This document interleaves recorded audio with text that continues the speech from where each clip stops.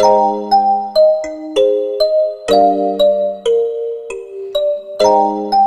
you hear EJ? Yeah. ASDM, we back. I hope you watched the last conversation, because it was dope dealing with the colloquialisms and all the stuff that we say. Colloquialism. Bruh, hey, felonious. Hey, you know what's funny? I was trying to spell colloquialism, look it up, read what, and I couldn't spell it. Thank God for Google. Did you put the C-O? I put C-O-L, and that mug threw a bunch. I say, oh, that's what I'm looking for. Yeah, that mug spelled C-O-L-L-O-Q.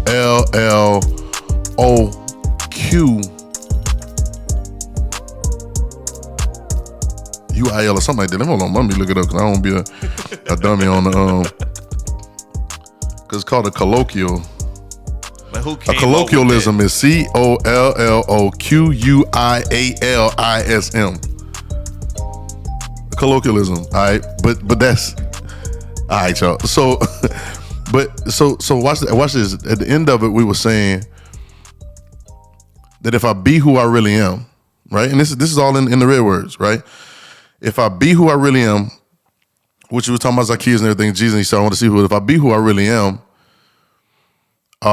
it will. Jesus said, if I be lifted up from earth, I draw men unto me, right? Mm-hmm.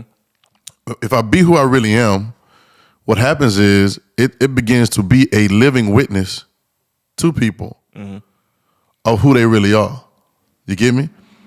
It is not that you don't have anything to say. Because God has given us, and I think that's in Luke or maybe Matthew, He's given us a mouth and wisdom, right? I think He's given us a mouth and wisdom. He said, which none of your adversaries can gainsay nor resist. So He's going to give you a mouth, but He give you a mouth and wisdom, right? Right? And the word that you're going to say is the word that you are. There's too much talking out here about things that you ain't being. Yep. That we don't be. And so we talk about it. We can read it in somebody's book, and we decided that that's the thing we want to line up with, so we talk about it a lot. But is that what we're being? Are we producing that type of manifestation? When we really say, thy kingdom come, thy will be done in earth as it is in heaven, is it really happening in earth as it is in heaven? Yeah. Okay, so there are things that we've got to come up to and live up to. Mm-hmm. And so now back to the seek and save that which was lost, we automatically assume that was go out there and save people. Right. Because they lost. I'm found and you lost.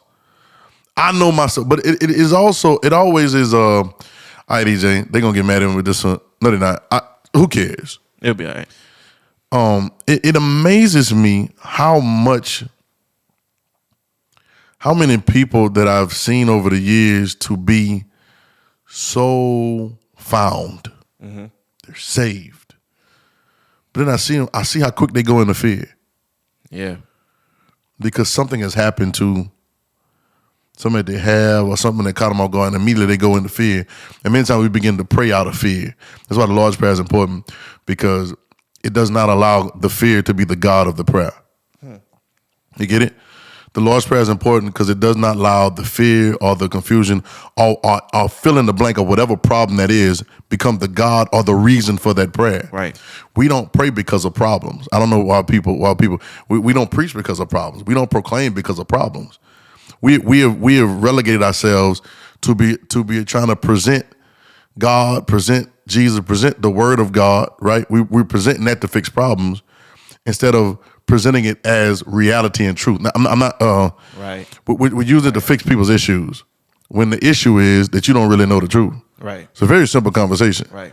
Right. And so it becomes this ongoing cycle of throwing the word at the wall and seeing what stick. Right. And becomes that ongoing process. And so we tend to go through that motion, go through that, and now it's I'm saved and you not saved. Right? Yep. But now Jesus talking to Zacchaeus, he says, I'm going to Zacchaeus' house. Now Zacchaeus didn't he didn't do nothing but run up in the tree to see Jesus, and Jesus said, today I'm coming to live. Watch this. I want you to catch, you got to catch when you're reading, you have to catch the symbolism of what's going on as well. Because there's always, the word made flesh, the action is always representing something. Right, a lot of times you can see people, like I was on my somebody pull out in front of me the other day, right? And some of y'all, if y'all follow me on Twitter, Instagram, y'all see it. Somebody pull out in front of me. Pull out in front of me. Now, I'm not a road rage guy. I don't like road rage. I'll get upset about something and be like, yo, like, why that's the dumbest thing in the world. Yeah. But I probably did the dumbest thing in the world also in a certain time when I'm trying to get places. So, Right. So I digress, right? But the car pull out in front of me, boom, pull out in front of me. And I'm like, and I'm about to like, man, like what? Then I looked at the car and I realized the car was, bro, the whole side was dented up. It was like whatever. And I'm not judging. They may have an accident, whatever, but that's probably why they had an accident. Right. Because they do stuff like that. Yep. And then it made me realize, and I put it on my Instagram, I said, I'm not going to trip. You know what I'm saying? Because when I see what it looks like and I see what it is, I've already preempted my feelings. Yeah, you know what I'm saying? So I'm not going to sit up here and be like, oh, man, I'm so mad. No, that's what they were going to do that. Right, you can see that already. You can already see. It's obvious. It's obvious what they were going to do and how they do things based on the way that they're carrying it. Right. You get it? So back to there's nothing that Zacchaeus does for Jesus being himself. And when he sees Zacchaeus, he says, I'm coming to his house. I'm coming to his house. There is nothing, and then Zacchaeus immediately starts talking the way that he should talk. Because he saw Jesus, and then that's when he said salvation has come to your house, right? Yep. But it was no it wasn't our normal process of how things done. Even the people murmured and said, why are you going over there to the sinner? Right? It wasn't a normal process. And we got this process, EJ, well, the people were murmuring because they thought that if Jesus was so holy, he shouldn't be going to Zacchaeus' house. Yeah. Number one. But that's the same terminology as I'm saved and you're not. Right. I'm holy and you're not. Right? And Jesus says it right there. And then the scripture he says, because he also, for as much as he is also a son of Abraham. Now at that time, he has to, what he's really saying, watch this. He's saying son of Abraham because they believe that they were the children of Abraham. Mind you, Jesus is trying to bring them past Abraham to God. Right. You get me? They're trying to, Abraham is in Genesis, but God is at the beginning of Genesis. Abraham didn't breathe in a man and man became a living soul. Let's get it together, EJ. Abraham didn't breathe in a man, man became a living soul. The Almighty God did. And the only reason Abraham has any mention in the scriptures as being, whoever he is because God told him that. God said, I'm gonna bring nations out of you. And clearly there's a bunch of people here now. Yeah. Right? But that doesn't mean Abraham is our father. No, and he's making it as a point in that time. I'm trying to bring you back to your original being of being one with God. Yep. So, but he's saying even so much, he's a son. He's a son of Abraham. He's really trying to say, for as much as he is a son of God too. Yeah. You get it? And then he says, for the Son of Man, for the Son of Man has come to seek and save, to seek and to save that which was lost. And it's that which was lost. Not them, not those, that. What is that? I don't say, when I see somebody, I don't say, I don't call them a that. Right. You know what I'm saying? I'll say this person, you know what I'm saying, or that person, but you don't just say that. You know what I'm saying? Like you're an individual. You get what I'm saying? So that which was lost is something that was lost. It's something that was lost. It's an item that was lost. You get it? So I've come to seek it and to save whatever's been lost. And like I did in the last one, seek ye first the kingdom of God, right? So because of that conversation, he said he also is a son of Abraham. We have gotten so caught up in I'm inside, you outside. Yep. I'm saved, you not. I know the way, you don't. But it's amazing that most of y'all that screaming y'all know the way, get out the way. Or I can't see the way through you. Right? Or I'm doing better than you outside. You get what I'm saying? Yeah. And then we relegate to, it's going to get evil. The time's going to get evil. Or, it's not about that. No, it is. It's about all that. It's about everything Jesus said that's supposed to be happening. It's about all that. It's supposed to be successful, good success. Right. It's supposed to be God's will, thy kingdom come will be done in earth. It's supposed to be all of that. All right? I don't want to hear none of your excuses. It's supposed to be all that. You're making an excuse for who you want. Yeah. All right, watch me. So here's what happens. And it cleared me up, EJ, just in a couple minutes, bro. When I read that, and I called Nakia, I said, I said, girl, I said, I said, what this mean? I said, girl, it ain't got nothing to do with what we thought it was. Because it's talking about the kingdom, right? And the understanding of who you are and the truth about who you are has been lost. Now you can say that's seeking people too. I guess if you want, but you got to look at it from that point. It ain't seeking people to go witness to them, Right. so they can go through the sinner's Right, prayer right, and then right. join your church. Jesus wouldn't invite nobody to the synagogue, right? He was just out there doing what he got to do and being who he was. And at the time that he needed to say something, he said it. But there was sometimes that it wasn't time for a message. It was time for a movement. Yeah. It was time for a manifestation. Yep. Right? And it's funny that a lot of times when it's time for the manifestation, there was no message that went along with it. Right. There was no service to preach, to build up your faith, and then try to make a move. When he ministered to the woman that was taken in adultery, right after they finished, it was a move. That was a manifestation, boy. Yeah. For him to tell you he was out Catholic, that was a miracle. Right. People don't look at it, that's a miracle. Right. Right? Because they're about to stone that woman. It's a miracle. And then he tells her, where are your accusers? And I don't accuse you neither. And then he says, go and sin no more. I'm out. I'm not trying to get you to join my church. I don't need you to come to my small group. Right. I don't need you to do any of the things, any of the above. I just need you to go and don't forget who you are. Sin, go and don't miss the mark again. I've just watch this, you ready for the word? He said, I've just exonerated you. I've just freed you from the condemnation that they said you were. Now, the condemnation happens before they pick up the rocks. Yeah. Before they bring her to Jesus, right? They say she was taken in adultery. What does that mean? It sounds like sex trafficking to me. It sounds like somebody took her and made her that lifestyle. And it was probably them that was doing it, that was ready to stone her. They trying to kill her so they can get her out of here so she can't drop a dime on nobody. Can't write a book about them, you know what I'm saying, or whatever, a tell all, right? Right. They're trying to get her out of here, right? And Jesus exonerates her, not just from the immediate stone that were trying to kill her, but he exonerates her from the things, the stones that was going on when they took her into adultery. You can't commit adultery by yourself. Yeah. So if you was taken into it, somebody married took you in there. Right. You get me? And so when this happens, he exonerates her from that being who she is. Now, if the story is taking adultery, the story might have been that the woman was just kind of with a lot of the men because she thought that's who she was. A lot of times there's a lot of trauma and stuff that happens to us when we're young that we begin to identify ourselves with sexually. Right? We identify with this or with that or with that.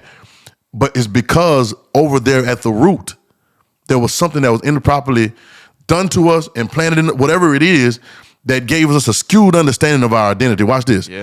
When we know this, we should go back to the root and realize I missed some kind of planting. Which is what Jesus is trying to show you.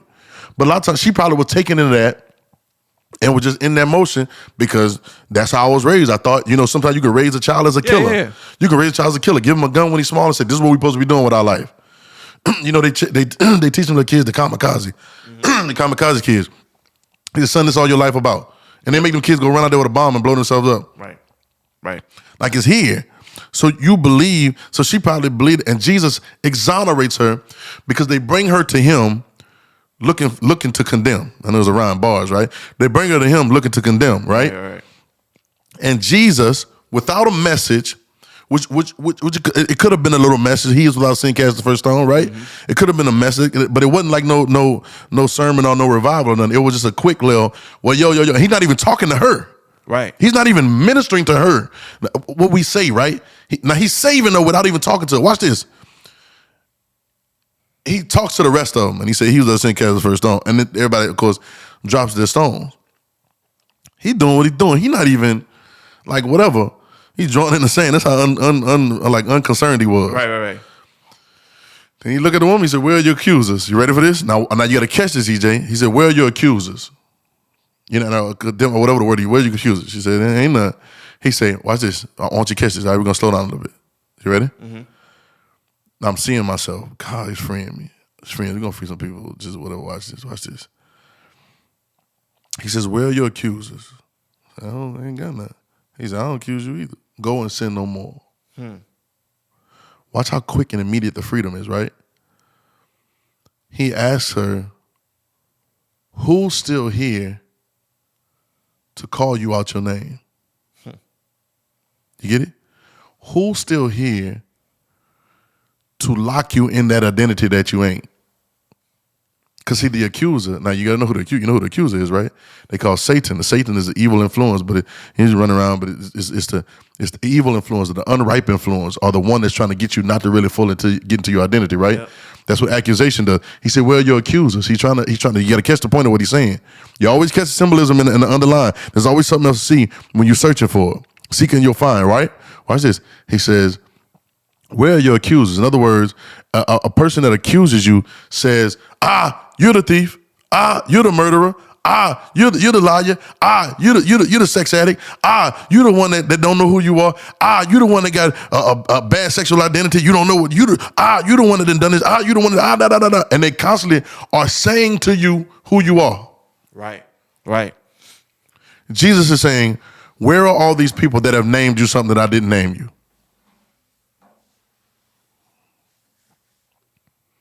She said, they ain't here no more, right? He said, I don't accuse you neither. So in other words, I'm not about to call you out your name either. Right. They brought you here for me to call you out your name. They brought you to Jesus because you thought Jesus was going to say, look at you, you heathen, you damn devil, right? It was Zacchaeus. I'll go back to the Zacchaeus story. Why he going over there? They thought he was coming over here to tell you this. And they said, no, where are your accusers? They ain't here. He said, I don't accuse you neither. So now your name is free. They can't accuse you. I'm not accusing you. So nobody's accusing you. So I've just stripped your accusations or your false identities or your false names away from you. And all I need you to do is this. Look, go and sin no more. Right?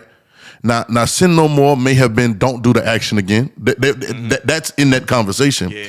But deeper than don't do the action is don't miss who you are. Yep. Which draws you into the action. And most people don't understand that point. The reason most people are doing the things that they do is because they've been identified as something. Yeah. And they've allowed somebody to project an identity on them. And I'm like, oh, I like that one. That kind of feel what I'm doing. So you know what? I want to be that today. And you don't even know who you are. You get it? So watch this. He's exonerated her from her accusations. Your accusations, you ready for this? Boy, this is good, EJ. And this is why we have to not be I'm saved, you're not saved. And I get the conversation, but we have to not, that shouldn't be the foundation of our function. It shouldn't be, I'm good, you're not good. Because he say, why you call me good? Ain't nothing good but one, that's God. Mm-hmm. And we got to lead it up to God. So we can never be like we good and we trying to make you gooder. Right. Gooder is not a word, I know it's better, but you know what I'm saying? Right. Or we got it and you don't. That has never been the mission. Jesus wouldn't even function on that mission. You get me? Watch, he says, I've exonerated you from your accusers because ever since whenever you've been taken into this lifestyle and not, watch the enemy does. You ready for this? The enemy takes you into the lifestyle and then accuses you of it. Right. Do you see the trick? Yep. I'm gonna take you to the store, tell you steal a candy bar, and then tell the police you did it. If that ain't some snitch, you know what I'm saying, and another word that rhymes with snitch stuff, I don't know what it is. Right. Right? I'm going to tell you to go in the store and steal it. And then when you go in the store and steal it, you become a thief because I told you that you need to be a thief. You went in the store, became a thief, and then when I came out, I said, everybody, hey, police, look at the thief.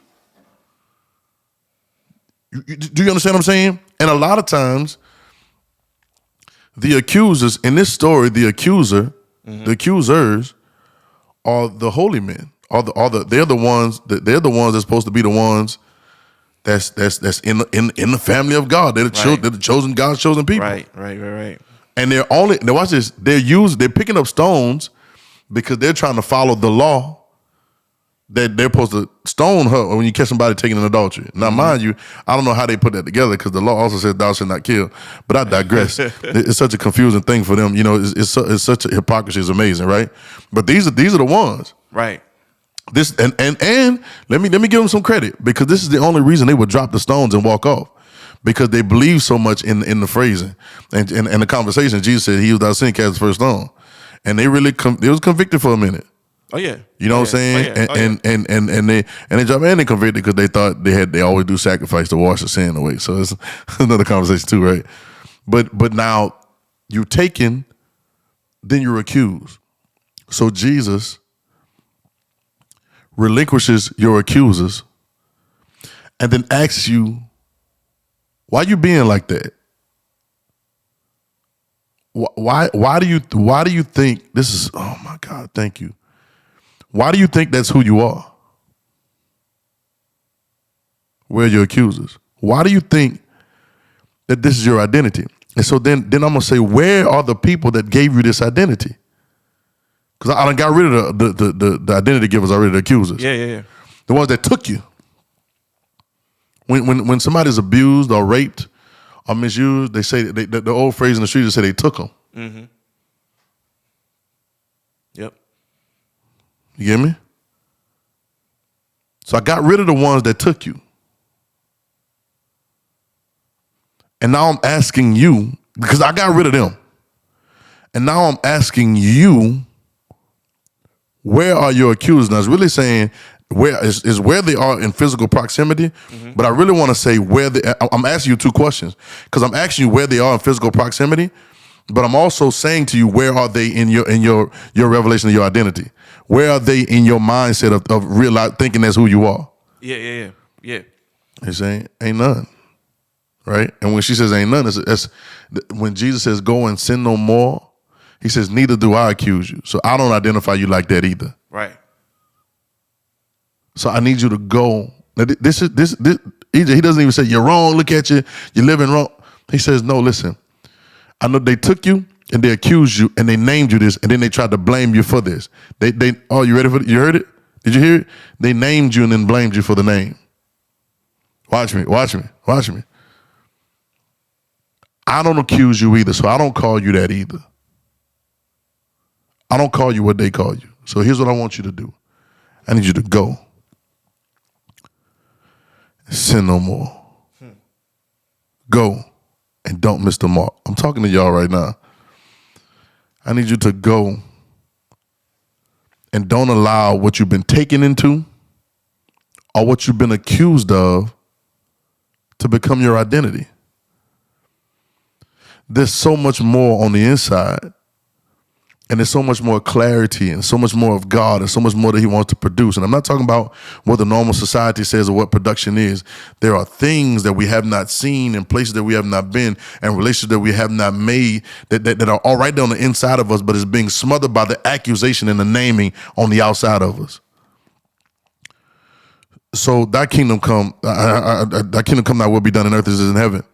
Our Father in heaven, hallowed be thy name, thy kingdom come, thy will be done. Give us this day our daily bread. Forgive us our debts as we forgive our debtors. Lead us not into temptation, but deliver us from evil. For thine is the kingdom and the power and the glory forever. Amen. This clears up our accusation. We get rid of the accusers. Sometimes the accusers are in our minds. The actual accuser or the assailant may not even be around us. They may not even be alive in this world anymore. They may not be even near us, but the accusation, the seed of accusation has been planted in our mind and has been naming us something. But I'm going to say right now, I've sent your accusers away. Right now in this conversation, I've sent your accusers away. Where are your accusers? They ain't none. They really couldn't accuse you at first in the first place. They didn't drop the rocks and then rolled off because they wasn't really that good in the first place. They didn't have their stuff together. You realize when I say he was our sin, cast the first stone, that means they all walked away sinners. Oh, EJ, oh my God. Do y'all realize in this story, find out what this story is so people can go read it and go look at we'll do it before we get out. Look at me. In this story, I didn't even see this, EJ. He says, he without sin cast the first stone, right? Mm-hmm. Now, we always focus on the girl and what he about to say. But let me talk to these people that's around here, right? Right. He's without sin cast the first stone. And it says they dropped their stones. They dropped their stones and left. Right. Which means all of them admitted to being sinners. Yeah. Every single one of them. Not only did they admit to being sinners, at the end of the story, he tells her, go and what? Sin no more. Sin no more. They go too. They went. Right. But they were going too. But they were going away as sinners. Because they're standing right here with the one that can relinquish them from their accusers. Can I go into that this time? I need to. Can I go into how much time we got? Can I go into it this time? I'm gonna need to. So I'm gonna need to. The acute Jesus. All right, Jesus. I can do it real quick. Jesus is the savior from the accuser. All right. The reason they were doing so much sacrifice and had to do so many sacrifices and burn so many things because they were trying to clean from their sins every year because they were always accused as sinners. Jesus is the one that clarifies your identity. Where are your accusers? I don't accuse you either. Go and sin no more is the salvation message. Listen to what I'm saying. Listen to what I'm saying. You find so many things. I just found everybody in that story. And see, you got to sit there with it for a little while, right? Yeah. They go away. All I heard was go away sad, that saying, for you at great, like the rich and ruler. They went away and they probably were sad because they couldn't kill a woman, right? And they were about to stone her in their religious pride and identity that this is what we gotta do, right? In actuality, but they go from being able to execute what the idea of righteousness was to leaving as sinners. They admitted it. They dropped their stones. They admitted it. But what they don't understand is when Jesus says he was out sin, cast the first stone, right? They were supposed to drop their stones and then stay to see what he had to say. Yeah. Yeah. But they went away because they wanted to execute their version of righteousness. Right. They thought they knew already. They didn't even realize that they had never heard a statement like that before. And they were probably guilty and they were probably ashamed and all that. Right? He ends up and tells the woman, go and sin no more. So now she leaves with no more sin. They left as sinners. But watch this. This represents a lot of times what I'm saved and you not looks like. Yep. I'm holding you. Just because you ain't had sex outside of your marriage or whatever for 20 years, you're probably too old to have sex outside your marriage. Ain't nobody probably checking for you. Know this. Listen to what I'm saying. Just because you ain't done it for so long, you're further away from your last occurrence than that person. You think you're better. Is there time? Is there time with God? There is no time with God. So if there's no time with God, then what we talking about? You're not more holy because you've been doing it longer. You get it? You may have developed some understandable skills, bro, but I'm telling you, Saul was killing Christians, got knocked off the beast, had an immediate move with Jesus, and eventually it transformed him. And he turned him into Paul. What we talking about? You feel what I'm saying? So I just believe that we're moving away from the I'm saved and you ain't saved, and I'm good and you ain't good, and I'm moving away from all that into where are your accusers, right? But was a powerful pod, bro.